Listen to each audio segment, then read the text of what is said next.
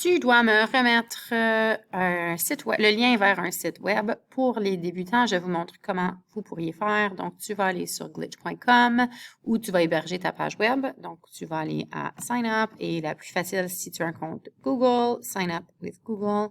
Une fois que tu as fait ça, si tu retournes à glitch.com, tu pourras faire ton login. Donc, je vais faire mon login avec Google. J'ai plusieurs projets personnellement que je peux retrouver ici, incluant mon site web d'enseignement que vous utilisez régulièrement. Je vais en fait créer un nouveau projet que tu pourras faire aussi. Donc, je crée un nouveau projet et je clique sur Glitch Hello Website. Donc, pour les débutants, encore une fois, tu vois que à la gauche, on va voir le code et à la droite, on va voir ce que tu verrais apparaître dans le browser ou le furteur. Il y a plusieurs différents fichiers ici. Le fichier dans lequel tu veux travailler, c'est le fichier index.html. On a du code HTML, qui est le code derrière le web. Alors, si je clique sur ce projet, personnellement, je préfère faire Preview in New Window. Comme ça, je peux alterner entre cette fenêtre et mon code. OK, donc, et je peux agrandir mon code. C'est mon choix, mais si tu peux regarder un à côté de l'autre ou tu peux regarder dans une nouvelle fenêtre. Tu vas voir ici, ça va être ton URL que tu vas me partager. Au lieu de Hello World et cette image-ci, et au lieu de ce texte, on veut en fait avoir notre intersection de droite. Donc, si on regarde dans le code ici, tu peux voir qu'il y a de la ligne 36, désolé, c'est 35 à la ligne 40, on a une image. Donc, tu vas en supprimer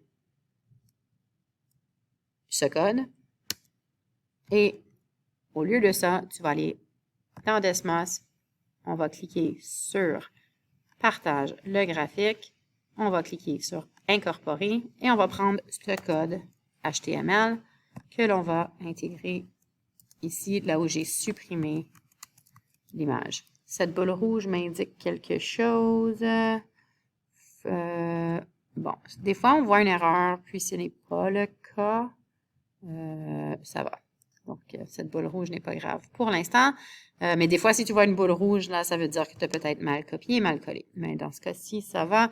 Donc, si je retourne maintenant à mon furteur, si je fais un refresh, je vais maintenant voir mon graphique Desmos. En cliquant dessus, ça va m'apporter à Desmos. Donc, si je veux changer, évidemment, je veux pas que ça dise Hello World. Je vais aller changer ça et je vais écrire. Donc, si je trouve dans le code Hello World, tu vas le retrouver à deux places. Donc, la première place que tu le retrouves, c'est dans ce qu'on appelle les balises title. Ça, c'est ici. C'est le titre en haut. Donc, je veux changer celui-là. Je vais l'appeler système d'équation. Et puis, même chose pour le deuxième endroit où je vais le trouver, Hello World. On va le trouver ici à la ligne 34. Donc, moi, je fais CTRL F pour faire Find et ça me permet d'aller plus vite. Et ici, je vais dire système d'équation. Aussi, donc encore une fois, si tu fais un refresh dans ton furteur, tu vas voir que tu as maintenant le titre qui apparaît ici dans la balise H1. J'ai mon système d'équation, j'ai mon Desmos et finalement, on va ajouter un lien vers notre travail. Donc, au lieu de dire Using this project, on va venir ici, je vais faire une recherche, c'était où Using this project.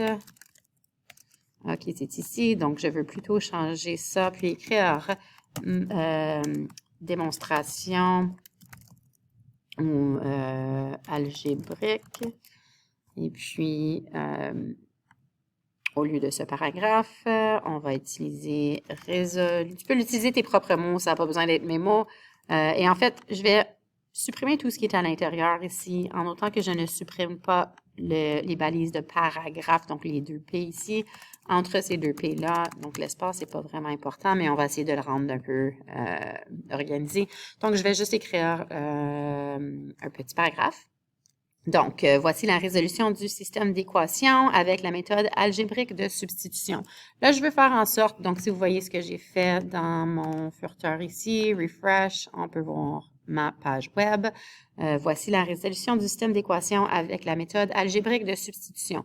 Donc, j'aimerais que ce soit un lien que quand je clique dessus, ça m'apporte à mon image. Donc, j'ai deux choses à faire. Premièrement, je dois héberger mon image. Donc, je dois faire un upload ou un téléchargement de mon image.